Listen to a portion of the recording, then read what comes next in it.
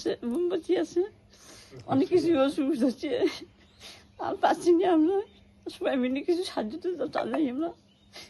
গুরুতর অসুস্থ হয়ে মুম্বাইয়ের টাটা মেমোরিয়াল হাসপাতালে চিকিৎসাধীন রয়েছেন সাংবাদিক বিজয় চন্দ্র বর্মন।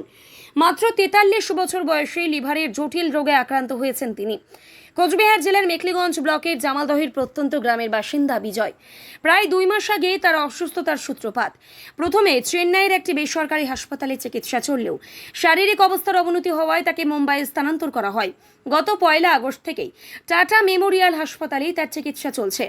পরিবারের দাবি, ইতিমধ্যেই ছেলের চিকিৎসায় কয়েক লক্ষ টাকা খরচ হয়ে গিয়েছে। জমি জমা ও সম্পত্তি বিক্রি করার পাশাপাশি ধার দেনা করেও এতদিন চিকিৎসার খরচ চালিয়েছেন বিজয়ের মা বাবা। কিন্তু বর্তমানে তাদের আর আর্থিক সামর্থ্য প্রায় শেষ। বিজয়ের বাবা বীরেন্দ্রনাথ বর্মন একজন ক্ষুদ্র চা চাষী এবং মা বিমলা বর্মন গৃহবধূ।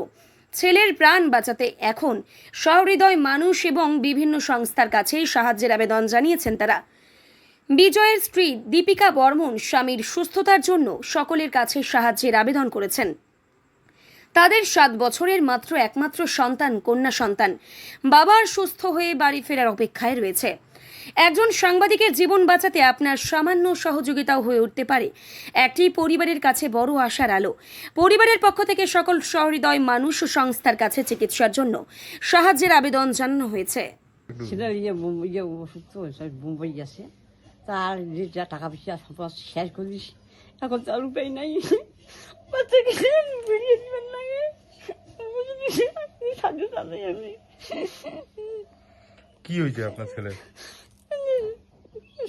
আছে, মোমবাতি আছে, অনেক কিছু অসুবিধা হচ্ছে, আর পাচ্ছি না আমরা, সবাই মিলে কিছু সাহায্য তো চালাই আমরা, আমার আর উপায় নাই। আপনার নাম? বিভিন্ন বলবেন। আমার স্বামী খুব অসুস্থ, বর্তমানে মুম্বাই টাটা মেমোরিয়াল হসপিটালে ভর্তি আছে। ও কিছুদিন ধরে খুব অসুস্থ, ও সাংবাদিকতার কাজ করতো। ওর পিছনে অনেক টাকা, কয়েক লক্ষ টাকা খরচ হলো, আবার কয়েক লক্ষ টাকা লাগবে। তো আমাদের যা ছিল সব শেষ করে দিয়েছি, আর পাচ্ছি না।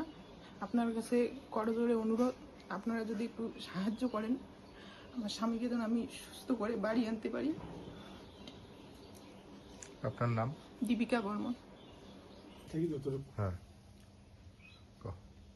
আমার ছেলে খুব অসুস্থ, হ্যাঁ,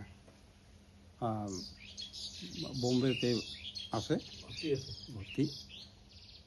এখন যার টাকা পয়সা আমার ছিল সব শেষ। হ্যাঁ, এখন আর টাকা পয়সা নাই, কোনো বুদ্ধিও নাই, জমি জমা তাকে শেষ। এখন যে চিকিৎসা করব ছেলের, এখন পাইতেছি না।